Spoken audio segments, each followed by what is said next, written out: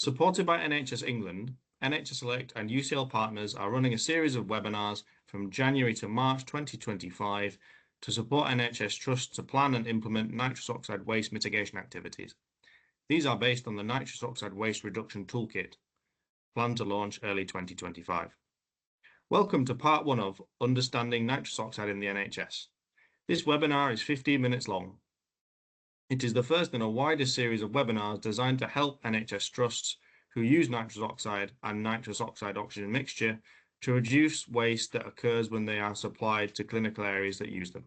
At the end, we'll share more information on how to sign up or watch recordings of the rest of the webinars.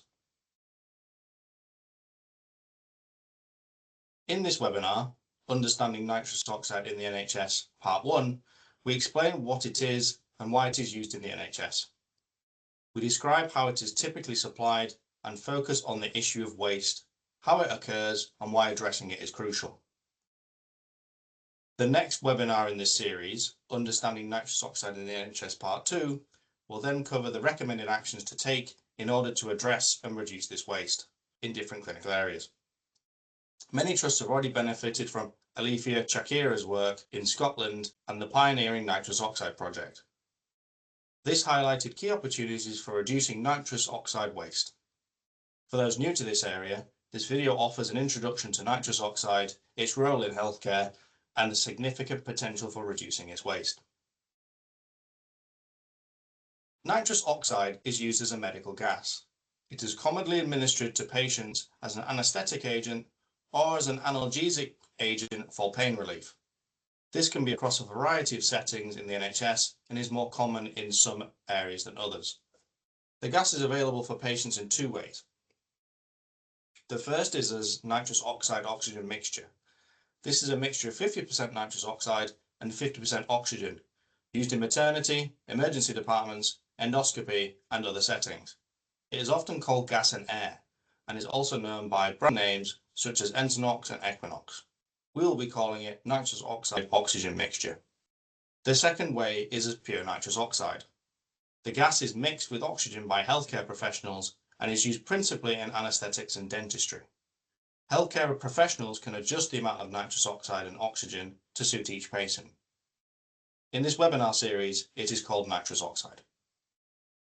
Nitrous oxide and nitrous oxide oxygen mixture gas cylinders are typically purchased by pharmacy services, delivered by medical gas suppliers, and managed by facilities teams. Depending on the gas and the supplier, they come in blue or blue and white cylinders.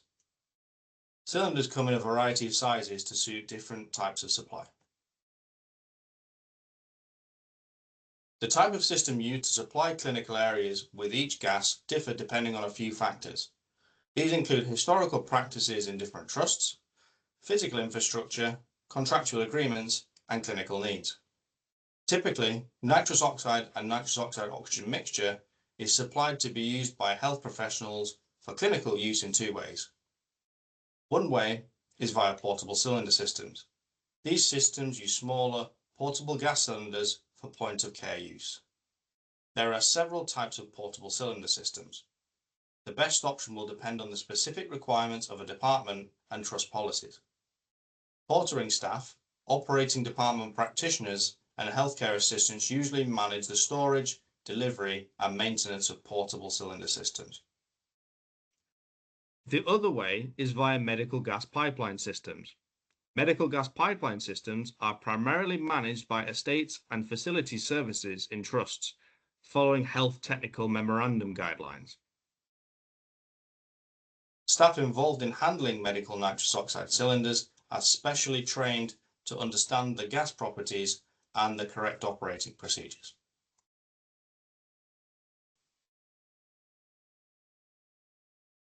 Several NHS trusts have found that high levels of waste occur in their medical gas pipeline systems. Recent work by these trusts show that medical gas pipeline systems waste between 70 and 95% of the gas they supply. By taking action to reduce the waste that occurs in the supply of nitrous oxide and nitrous oxide oxygen mixture, the NHS can achieve the following. Save time and money by matching the gas volume supplied to clinical areas to actual need. Unnecessary gas purchases and maintaining unneeded systems require resources that could be used elsewhere. Improve efficiency by only using and maintaining systems that suit a clinical area's needs. Reduce atmospheric nitrous oxide emissions. Nitrous oxide remains in the atmosphere for over 150 years and is 300 times more potent than carbon dioxide as a greenhouse gas. Within the Delivering a Net Zero NHS report, it is stated that 80% of the carbon emissions generated by anaesthetic gases in the NHS come from nitrous oxide and nitrous oxide oxygen mixture. Due to the excellent progress in reducing emissions from other anaesthetic gases, it is now closer to 95%. Efforts to reduce waste from the supply of nitrous oxide represent a significant carbon saving opportunity and support the NHS's commitment to become a net zero health service. Multiple NHS trusts in England have lowered carbon emissions and saved money by understanding and then reducing the waste that occurs when buying and supplying nitrous oxide or nitrous oxide oxygen mixture.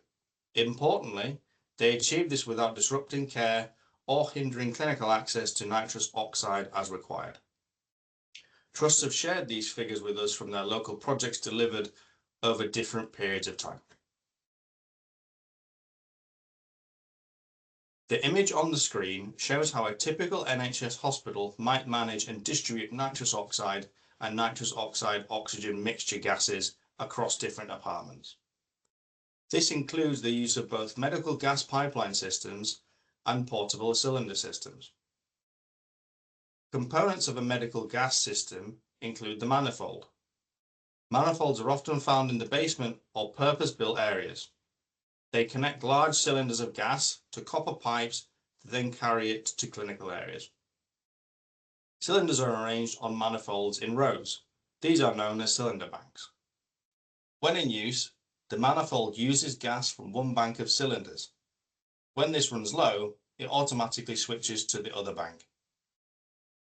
There is also an emergency reserve manifold, a separate manifold with a smaller cylinder bank supply that automatically activates in case the main manifold fails. Along the piping are isolating valves. These enable sections of the piping to be isolated without interrupting the gas supply to other areas. There are more components of the gas medical system that sit in clinical areas. An area valve service unit, or AVSU, is a control unit installed in each patient area that can shut off local gas supply in case of an emergency or for maintenance. Terminal units are wall-mounted outlets that tubing and medical devices can be plugged into in order to access the gases. In some clinical areas, such as operating theatres, pendants are used. These are ceiling-mounted arms that contain terminal units for medical gases as well as electrical outlets. Circled in blue are the components of one example of a portable cylinder system. This is a small portable cylinder on a trolley. These trolleys are especially designed to safely store and transport gas cylinders. On top of the cylinder is a regulator, or pressure gauge, which is used to control pressure and the flow of gas. Then there is a tubing that connects to the cylinder. This tubing transfers the gas to medical equipment or to a patient. If it is transferred directly to a patient, it is through a demand valve. These valves allow gas to flow to a patient when they inhale and close when a patient exhales. Demand valves connected to tubing are also used in a medical gas pipeline system. These are plugged into wall sockets to access the gas rather than a cylinder. Another type of portable cylinder system is used with medical equipment, such as anaesthetic machines, where small gas cylinders are connected to them. These machines also connect to a medical gas pipeline, therefore can be calibrated for use with either system.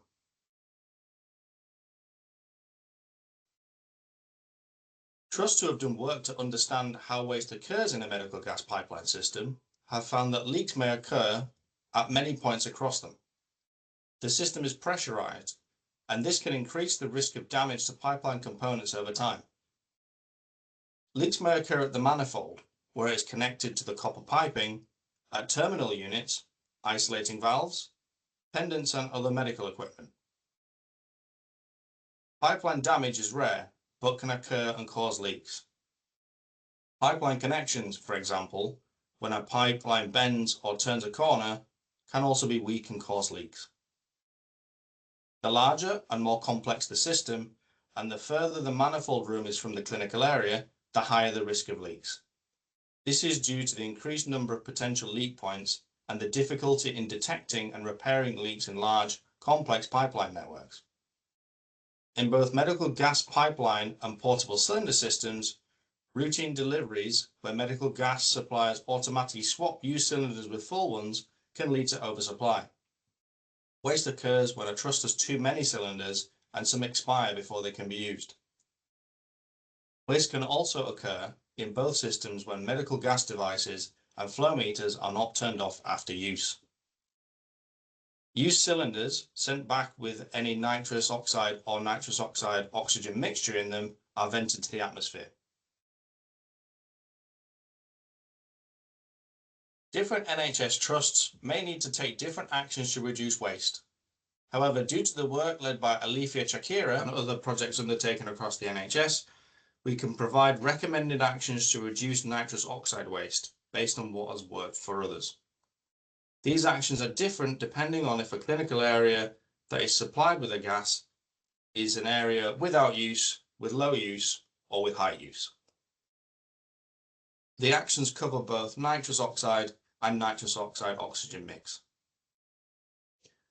More work is needed to better understand how to reduce waste in high use areas like maternity.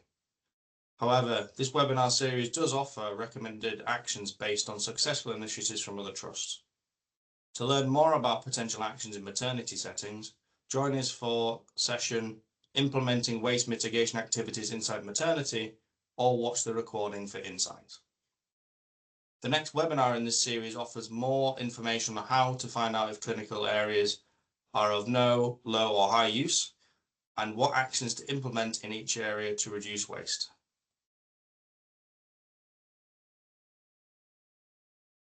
We'd like to finish the webinar by sharing all of the webinars coming up in this series. Webinars are open to all NHS staff. There are 10 webinars, including both pre-recorded and live sessions. There are also 2 drop-in sessions available for general queries and challenges. The next webinar in this series, Understanding Nitrous Oxide in the NHS Part 2, is available to watch now and outlines the recommended actions to tackle this waste. To sign up to the webinar series, scan the QR code on the screen. You will need to have an NHS email address in order to be able to attend the live webinars. Alternatively, visit the link on the screen to sign up. Thank you for watching.